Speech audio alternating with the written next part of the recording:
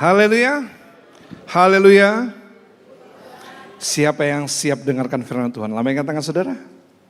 Haleluya. Bisa beri kemuliaan bagi Tuhan kita Yesus. Haleluya. Senang sekali melihat saudara-saudaraku duduk dengan tenang mendengarkan firman Tuhan ya pada saat ini. Ya, kita bersyukur kalau hari ini saudara-saudara disambut oleh Aser kita yang berpakaian ala Kartini. Ya, kita memperingati hari Kartini hari ini. Oke, mari kita segera saja melihat firman Tuhan yang akan kita dengarkan. Nah, judulnya adalah berakar dalam firman Tuhan. Kita tahu bahwa kita sedang mempelajari seri Alkitab pelajaran dasar. Ya, pelajaran dasar yang pertama yang kita sudah terima mengenai baptisan. Ya, saudara sudah mendapatkan semua tentang pelajaran tentang baptisan. Kemudian yang kedua tentang apa? Keselamatan. Nah, yang ketiga ini kita belajar untuk bulan Maret ini untuk bulan April ini secara khusus kita mempelajari tentang berakar, ya, berakar ke bawah. Dan bulan depan kita akan belajar tentang Roh Kudus. Ya, itulah seri yang kita pelajari di gereja kita. Mari kita membaca Alkitab kita bersama-sama di dalam Mazmur 1. Saya ajak saudara-saudara melihat di Mazmur pasal yang pertama, ayat yang pertama sampai yang ketiga, berakar dalam firman Tuhan. Katakan sama-sama, berakar dalam firman. Ya. Mazmur 1 ayat 1, kita baca bersama-sama. 2, 3.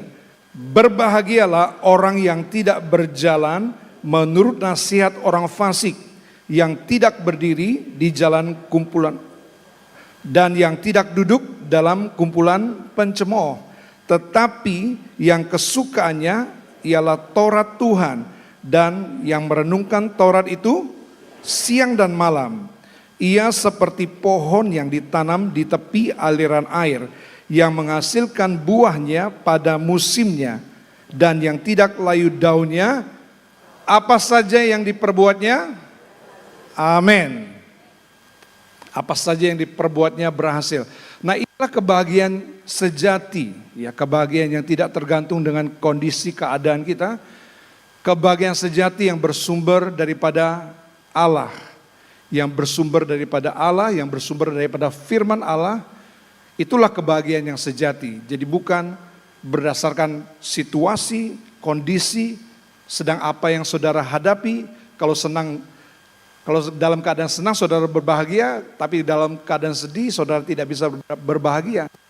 Nah, tidak tergantung di kondisi kebahagiaan sejati, ya. Nah, saudaraku sekalian, dikatakan di sini bahwa kebahagiaan sejati itu adalah orang yang kesukaannya firman Tuhan, yang kesukaannya merenungkan firman Tuhan siang dan malam. Itulah orang-orang yang berbahagia. Orang-orang yang berbahagia, yang memiliki kebahagiaan yang sejati, yaitu orang-orang yang kesukaannya ialah firman Allah. Dan yang merenungkan firman Tuhan itu kapan? Siang dan malam. Ini berakar dalam firman, judulnya tadi, ya. Lalu dikatakan dia seperti pohon yang ditanam di tepi air, yang ditanam dekat air. Ya, dia ditanam dekat air. Pohon ini ditanam dekat air sehingga tidak layu daunnya. Ya, tidak layu daunnya. Dan firman Tuhan katakan apa saja yang diperbuatnya pasti berhasil. Pasti berhasil. Nah, saudaraku yang dikasihi Tuhan, kalau kita melihat ya, akar ini sesuatu yang tidak terlihat. Ya, perhatikan dulu. Akar ini kan tidak terlihat. Ya, dia ke bawah. Dia terus bertumbuh, bahkan dia bertumbuh ke bawah. Kalau kita mendengar firman Tuhan dari Pak Yosef kemarin, itu pohon korma, dia sengaja ditaruh batu di atasnya. Ya supaya apa? Supaya dia tidak cepat-cepat bertumbuh ke atas. Dia bertumbuh ke bawah, dia bertumbuh, dia akarnya ke bawah. Dia mencapai, mengokohkan akar-akarnya, menguatkan akar-akarnya. Baru kemudian, beberapa tahun kemudian dia boleh bertumbuh ke atas. Jadi batu itu pun tidak berkuasa menahan pertumbuhannya. Batu itu segera tersingkir. Ya tersingkir karena saatnya sudah dia bertumbuh ke atas. Beberapa bulan saja dia sudah mencapai berapa meter ya tingginya. Nah saudaraku, itulah yang dikatakan bertumbuh ke bawah dulu. Nah akar ini adalah pertumbuhan ke bawah. Dia tidak terlihat, dia ke dalam. Dia tidak terlihat sama sekali. Nah, saudaraku, ini bicara tentang hubungan pribadi kita. Ya, hubungan pribadi kita dengan Tuhan. Ini penting sekali, saudaraku. Sebelum saudaraku melihat pohon itu bertumbuh terus ke atas dan keluarkan daun-daunnya lebat, keluarkan buah-buahannya, ya, kita melihat dulu bahwa pohon ini adalah harus dia bertumbuh dia bertumbuh ke atas, ya. Saya katakan ini tidak terlihat. Hubungan ini tidak terlihat, hubungan akar ini tidak terlihat memang. Ini bicara hubungan pribadi kita dengan Tuhan. Ya, pribadi kita dengan Tuhan. Apa saja kita lihat hubungan pribadi kita dengan Tuhan yang kita bisa pelajari, saudaraku. Yang pertama, hubungan kita dengan Tuhan adalah lewat berdoa. Nah, ini tidak kelihatan, saudaraku. Saya bilang tadi pertumbuhan akar itu tidak terlihat. Ya, dia di bawah. Nah, saya percaya doa, hubungan pribadi kita dengan Tuhan itu tidak nampak di orang-orang. Tidak nampak secara umum. Itu adalah kita membangun persekutuan pribadi kita dengan Tuhan lewat doa. Nah, saudaraku, kita memang punya persekutuan doa, kita punya namanya persekutuan doa, berkumpul bersama-sama seperti yang kita adakan di gereja kita. Itu kan kita berkumpul bersama-sama dalam doa. Tetapi saudaraku perhatikan ya, bahwa doa ini adalah hubungan pribadi kita dengan Allah. Artinya apa? Kalau kita membaca di Matius 6 ayat yang ke-6 itu, kuncilah pintu. Kalau engkau mau berdoa, masuklah ke kamarmu, kunci pintu. Maka Allahmu yang tersembunyi akan melihat perbuatanmu yang tidak nampak di hadapan orang, akan memberkati kamu, memberkati apa yang kita kerjakan di tempat yang tersembunyi. Nah, saudaraku, saya mau katakan ini adalah hubungan pribadi kita. Ya, kalau kita membangun hubungan pribadi kita, tentunya kita sudah seperti api. Kalau api itu kita mulai dari diri kita, kalau kita bawa ke tempat ini waktu kita ke gereja, waktu kita persekutuan, saya percaya api itu akan semakin besar berkobar ya. Tetapi masalahnya gini, waktu kita sendiri, waktu kita sudah berkumpul bersama-sama, apinya itu besar ya. Tapi waktu kita sendirian bagaimana? Waktu kita pulang ke rumah, itu masalah pribadi, hubungan pribadi kita. Waktu kita pulang ke rumah, bagaimana api kita? Kalau kita tidak ciptakan hubungan pribadi kita dengan Tuhan, sekalipun kita berkumpul bersama-sama, nanti pulang kita padam lagi. Kita pulang, kita padam lagi. Nah, seperti itu prinsip ini, prinsip berakar di dalam Tuhan. Ya, adalah sesuatu yang kita bangun tidak kelihatan sama sekali. Tentunya itu bisa kelihatan kalau memang kita berkumpul bersama-sama seperti ini. Nah, apalagi saudaraku, kita melihat yang kedua, beribadah.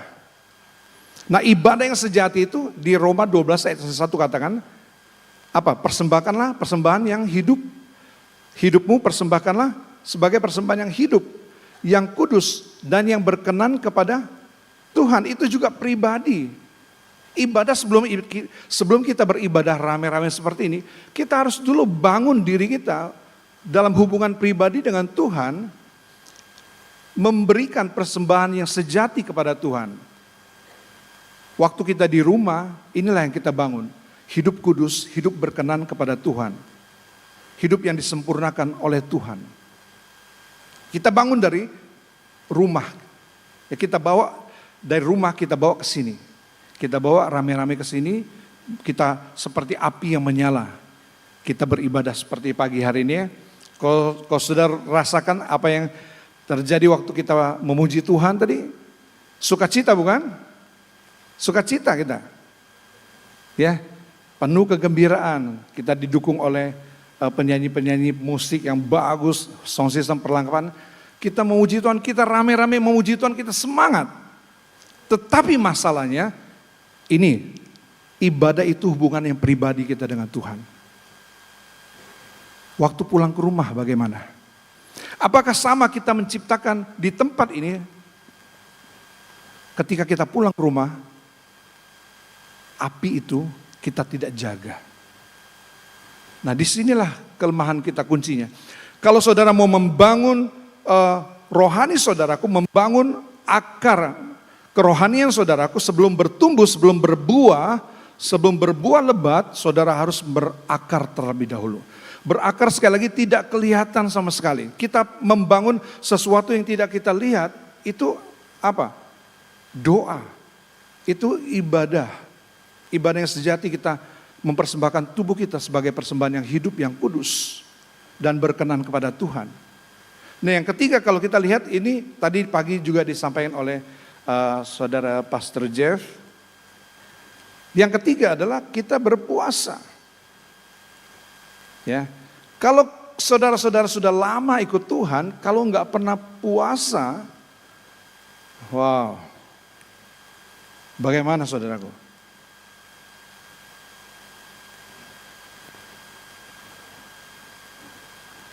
Kalau saudara tidak pernah berpuasa, saya mau katakan ya, dalam nama Yesus, dipertanyakan pengiringan saudara sungguh-sungguh enggak? Saudara sungguh-sungguh enggak ikut Tuhan? Ini adalah hubungan pribadi kita dengan Tuhan. Dengan Tuhan. Kita perlu ambil waktu juga buat puasa. Itu akar rohani kita. Berakar kepada puasa. Nah, yang keempat kita lihat, inilah yang kita akan bahas. Ya, kita sedang merenungkan firman Tuhan. Itu seperti pohon. Pohon kelihatan tumbuh, berbuah. Tapi kita tahu bahwa pohon itu tidak bisa bertumbuh begitu aja kalau dia tidak berakar yang kuat, berakar yang dalam.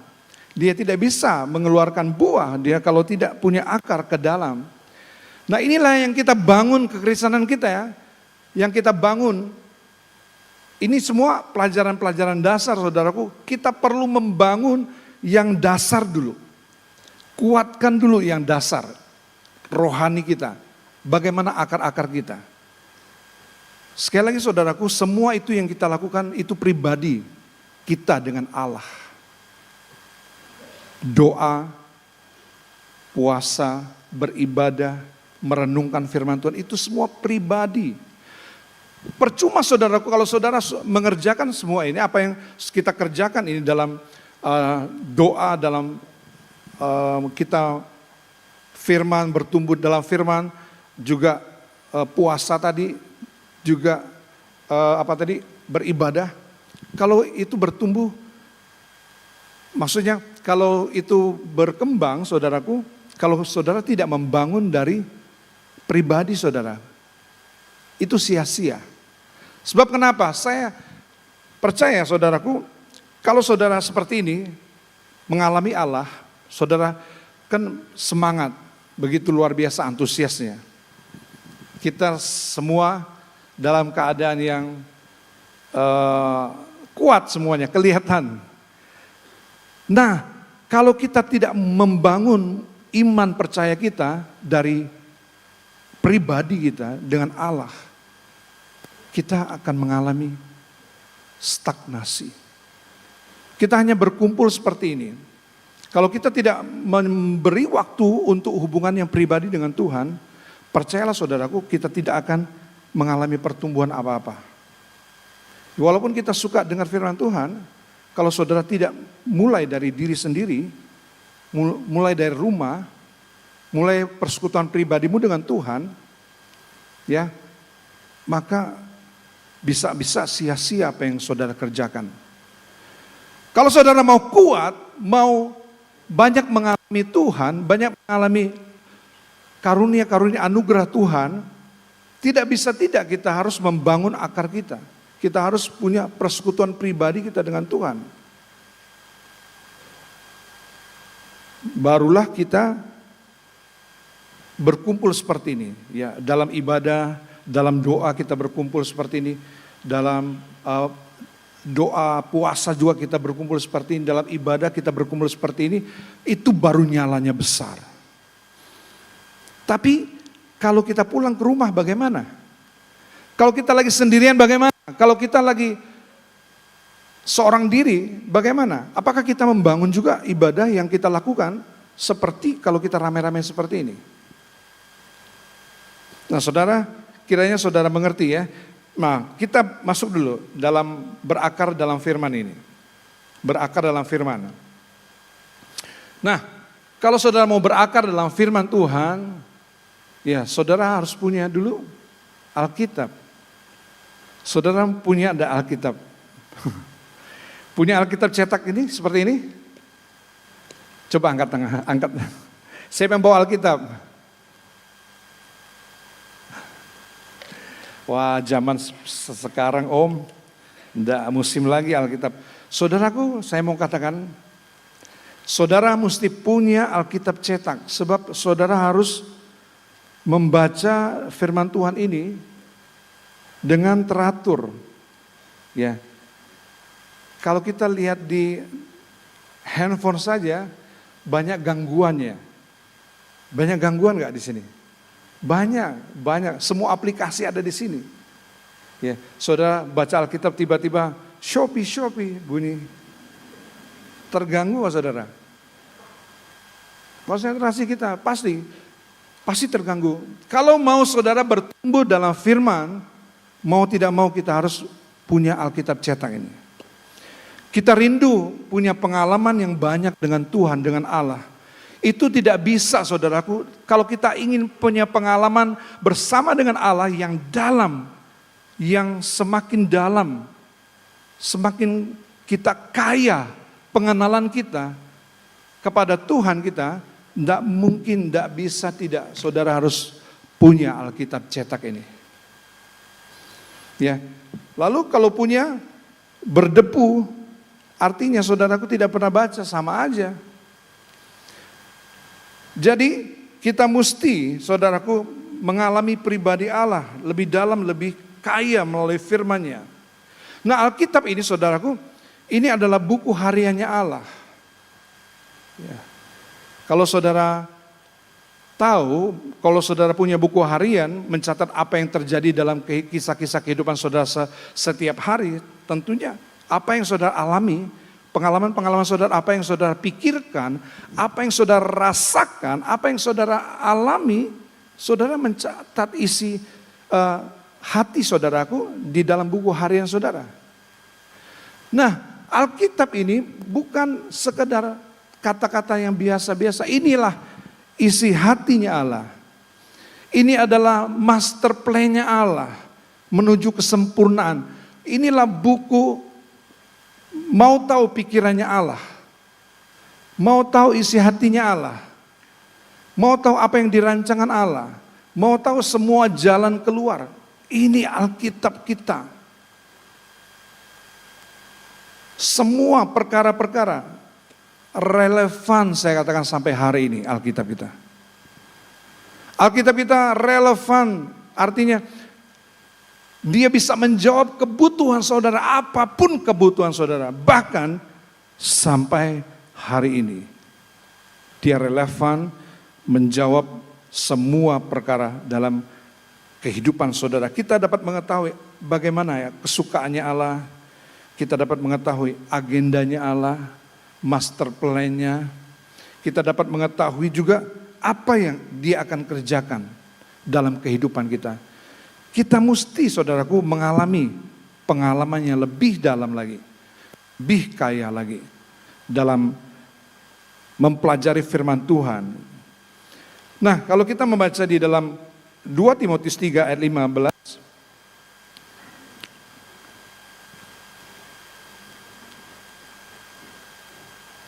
2 Timotius 3 ayat 15 dikatakan begini. Ingatlah juga bahwa dari kecil engkau sudah mengenal kitab suci yang dapat memberi hikmat kepadamu dan menuntun engkau kepada keselamatan oleh iman kepada Kristus Yesus. Segala tulisan yang diilhamkan Allah memang bermanfaat untuk mengajar, untuk menyatakan kesalahan, untuk memperbaiki kelakuan, dan untuk mendidik orang dalam kebenaran firman Tuhan. Nah, baik, kita ulangi ya. Ingatlah, kamu dari kecil sudah mengenal kitab suci. Ya, mengenal kitab suci itu harus dari kecil. Dilatih, anak-anak kita mesti. Kalau saudaraku perhatikan, anak-anak bagaimana dia bisa suka kepada firman Tuhan ini kalau dia cuma dengar saja di sekolah minggu apa yang diceritakan. Kalau kita tidak pernah mengajar mereka membaca Alkitab. Oh, firman Tuhan ini memberi hikmat, saudaraku, memberikan pencerahan, memberikan kepintaran, memberikan kebijaksanaan, bahkan kepada anak-anak kecil sekalipun. Ya. Percayalah saudaraku, kalau saudara mulai mengajar anak-anak membaca Alkitab, saudara punya anak-anak kami dulu waktu kecil, ya sebelum tidur kita berdoa bersama-sama, kita baca firman Tuhan. Ya tidak heran saudaraku kalau mereka dilengkapi dengan firman Tuhan, ada kecerdasan yang mereka miliki. Bukan hanya dari pelajaran, bukan hanya dari belajar mereka dapatkan hikmat Tuhan, dapatkan kepintaran, kecerdasan itu. Tetapi dari firman Tuhan ini, saudaraku, ya kalau sudah mengajar anak-anakmu mulai membaca firman Tuhan, percayalah dia akan memberikan hikmat kepadamu, menuntun kita, menuntun engkau kepada jalan keselamatan dan oleh iman kepada Yesus Kristus. Nah, ayat yang ke-16 kita melihat. Segala tulisan yang diilhamkan Allah. Nah, firman Tuhan ini bukan sekadar tulisan biasa. Ini adalah ilham Allah. Jadi apa yang diilhamkan oleh Allah lewat penulis-penulis yang menulis isi Alkitab ini, saudaraku, mereka menulis bukan keinginan mereka. Mereka menulis bukan berdasarkan apa yang mereka, maksudnya karangan mereka sendiri. Ini adalah ilham dari Roh Kudus. Ilham, ya, bimbingan spiritual. Isi hati Allah yang dituangkan, perasaan Allah yang dituangkan kepada manusia untuk dicatat dalam firman Tuhan yang kita sebut Alkitab yang ada di tangan saudara. Ya. Inilah firman Tuhan dikatakan yang diilhamkan Allah.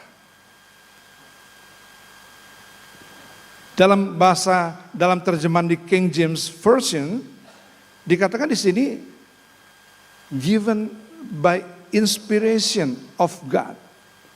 Dari inspirasi Tuhan, dari pemikirannya Allah. Dituangkan hatinya Tuhan, pikirannya Tuhan dituangkan kepada penulis.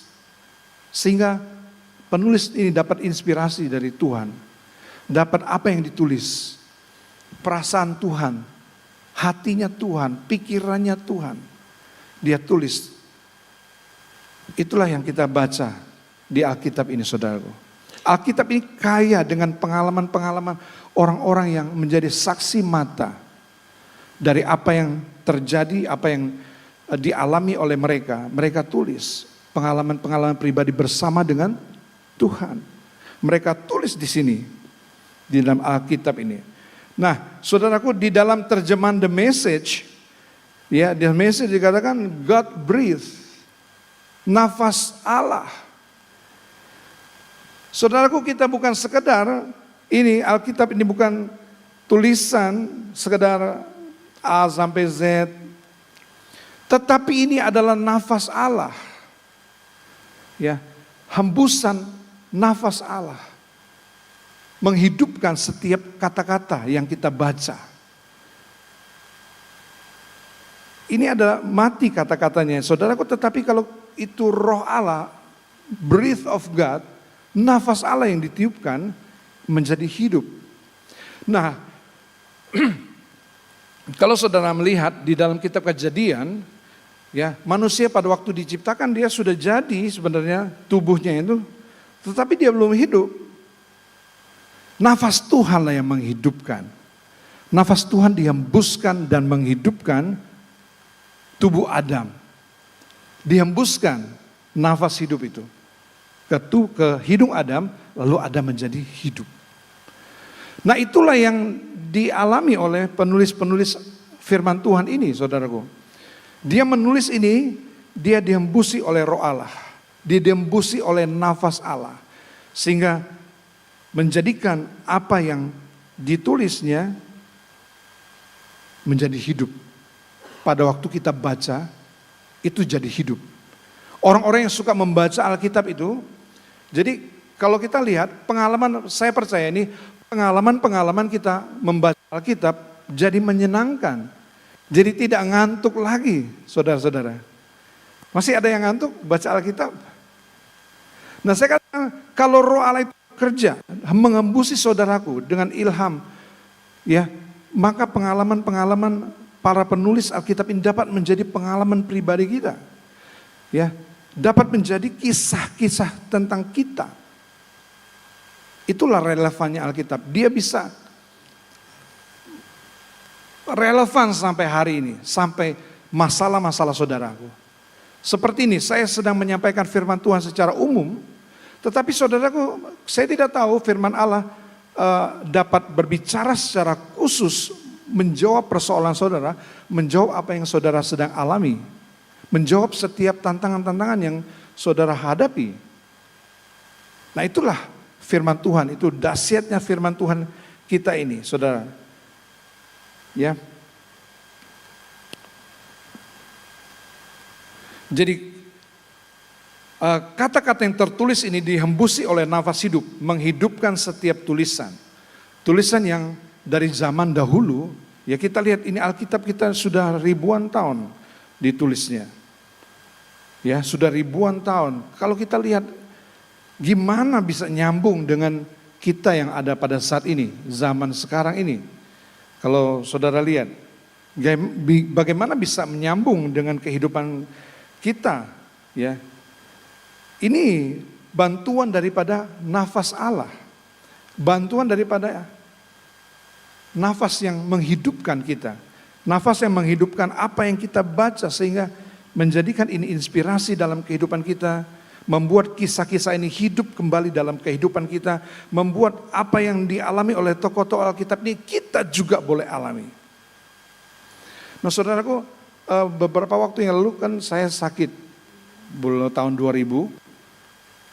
Sebelum saya sakit, saya bikin dari khotbah Bapak Gembala, asal ku jamah jubahmu, aku akan sembuh. Nah, itu lagu, saya bikin, dapat inspirasi, saya tulis lagu. Saya tulis lagu itu indah sekali. Ya, kalau saudara belum mendownloadnya. Nah, puji Tuhan, lagu itu bisa jadi berkat buat orang-orang sakit, saudaraku. Salah satu yang sakit, Pak Happy waktu itu, dia dengar lagu itu juga. Dia dijamah oleh Tuhan dan menjadi hidup juga lagu itu. Lagu dari firman, diangkat dari firman Tuhan ini menjadi berkat buat dia. Nah, waktu itu saya bikin lagu itu saya belum mengalami. Ya artinya saya cuman bikin lagu itu aja untuk ya saya senang aja. Tetapi ketika saya alami saudaraku, saya baru tahu saudaraku, memang penyakit ya kalau kita tidak mengalami kesembuhan dari Tuhan itu kita nggak bisa bersaksi. Waktu saya sudah disembuhkan, baru saya tahu bahwa lagu itu berkuasa sekali. Kalau kita renungkan lagu-lagu itu, kalau kita hayati, itu dari firman Tuhan lagu-lagu itu. Lagu yang saya bikin. Nah, saudara, itulah menjadi pengalaman diri kita, menjadi pengalaman saya. Apa yang dituliskan di Alkitab ini, kesembuhan, soal kesembuhan, soal berkat, soal mujizat, saudaraku, kita bisa alami pada hari ini. Itulah firman Tuhan yang dihembuskan.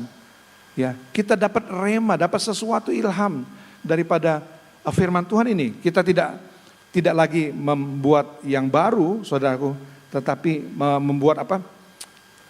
Tambahan kitab yang baru, tidak. Kita tidak membuat, tidak seperti itu kalau kekristenan sekarang.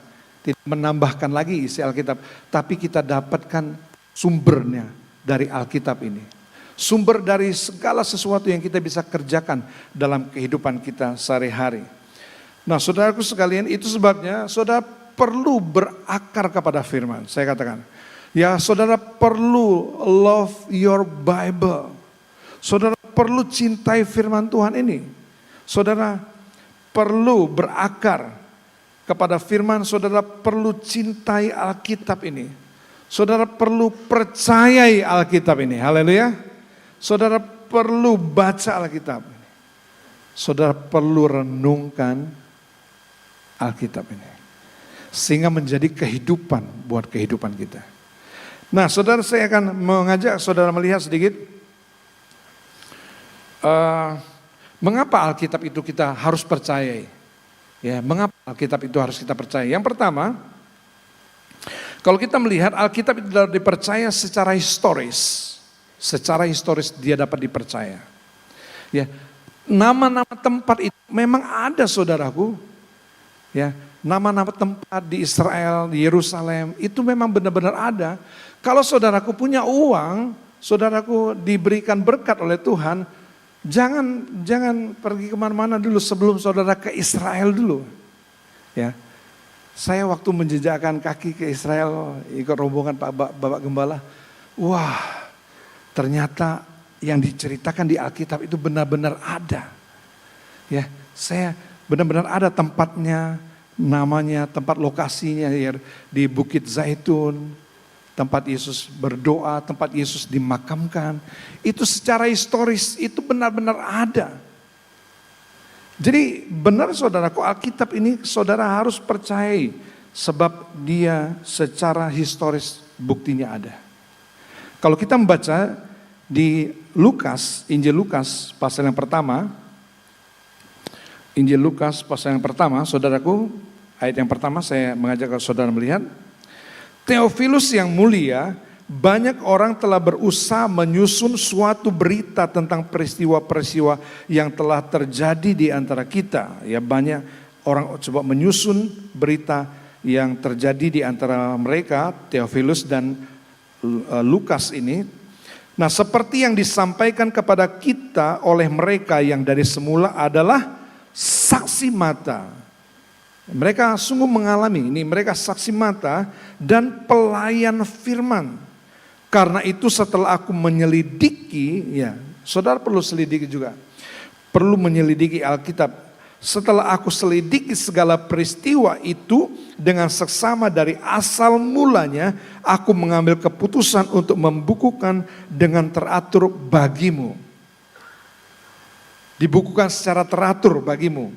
Dan supaya engkau dapat mengetahui bahwa apa? Bahwa segala sesuatu apa? Yang diajarkan kepadamu sungguh benar. Alkitab ini sungguh benar. Kalau saudara mau mengakarkan kehidupan saudaraku, mau bertumbuh ke atas, mau berbuah ke atas, saudara harus mengakarkan salah satunya kepada firman Tuhan. Supaya saudara bisa bertumbuh, berbuah lebat. Ya. Dikatakan sekali lagi, apa yang diajarkan kepadamu sungguh dapat dipercaya. Dapat dipercaya Alkitab ini, baik secara historis. Tempat-tempatnya itu ada. Nah yang kedua, kalau kita melihat, nah nubuat yang dicatat dalam Alkitab selalu akurat. Ya, manusia bisa menebak-nebak. Ya, kadang benar, kadang salah. Ya, kalau benar kebetulan ya. Kalau salah juga ya enggak apa-apa, namanya nebak. Tapi firman Tuhan ini nubuatan-nubuatannya selalu akurat yang dicatat di Alkitab ini. Semua nubuatannya tepat mengenai kelahiran Yesus. Itu sudah dikatakan 700 tahun sebelum Yesus lahir. Tempatnya di Bethlehem, di tanah Yudea itu sudah dikatakan di kitab Mika. Bahwa Yesus akan lahir dari seorang perawan itu sudah disampaikan oleh Yesaya. Itu ratusan tahun saudaraku. Kita nebak hari besok aja gak bisa. Tapi Alkitab ini saudara bisa percaya akurat, tepat sekali. Bahkan kisah tentang bukan saja kelahirannya, tetapi kematiannya, cara Yesus mati di salib itu sudah disebutkan di dalam Alkitab. Cara Yesus mati ditusuk lambungnya, ya, dilukai kepalanya, dirobek-robek seluruh tubuhnya, itu sudah dikatakan memang di dalam Alkitab. Dia tidak rupa manusia lagi. Yesaya 53 katakan. Ya, itu semua sudah disampaikan. Nubuatan-nubuatan itu. Kita bisa melihatnya pada hari ini. Berarti, saudaraku, artinya nubuatan yang dikatakan Alkitab itu pasti digenapi. Artinya begini, kalau sebentar lagi kita menantikan kedatangan Tuhan, itu pasti digenapi. Pasti digenapi mengenai kedatangan Tuhan. Secara detail saudara, luar biasa Alkitab itu. Apa yang akan terjadi dia sudah nubuatkan jauh-jauh hari. Supaya tidak lupa dicatat di Alkitab. Dan kita bisa baca.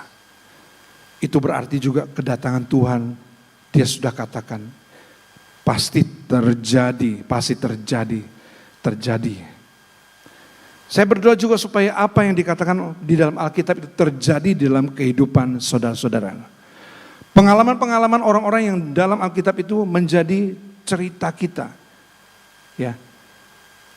Story-story dalam Alkitab ini bisa menjadi my story, your story. Dapat menjadi kisah tentang pengalaman saudaraku secara pribadi dengan Allah. Ya. Banyak saudaraku pengalaman-pengalaman pribadi kalau saya mau ceritakan dari Alkitab semuanya benar, menyatakan itu benar. Nah terus saudaraku, Alkitab juga punya kesamaan tema yang konsisten. Selama 1500 tahun itu dicatat, temanya cuma satu, Allah yang menyelamatkan. Ya, ditulis di 3 benua, Asia, Afrika dan Eropa. Ditulis dalam 3 bahasa, Aram dan Yunani dan Ibrani. Latar belakangnya yang nulis saudaraku itu kurang lebih 40 orang lebih ya. Tapi temanya sama saudara, ada nelayan, ada nabi, ada guru saudaraku, ada tabib, ya Lukas ini tabib. Ini membuktikan bahwa Alkitab ini bisa dipercaya. Dia punya tema satu, tema tentang keselamatan. Keselamatan bagi dunia. Nah saudaraku sekalian yang dikasihi dalam Tuhan Yesus Kristus, itu sebabnya kalau kita membaca yang terakhir di dalam 2 Timotius pasal 3 yang ke-17, 2 Timotius pasal 3 ayat yang ke-17. Kita lihat ayat ini. 2 Timotius 1 ayat 13, ayat 17. 2 Timotius 3 maksudnya.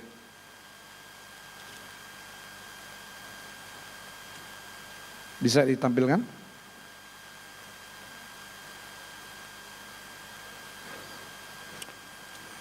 Ya, tadi kita kan bacanya ayat 15, 16 sudah. Nah ini yang ke-17, yang terakhir menutup firman Tuhan pada hari ini. Dengan demikian, kita baca sama-sama, 2, 3. Dengan demikian, kepunyaan Allah diperlengkapi untuk setiap perbuatan baik.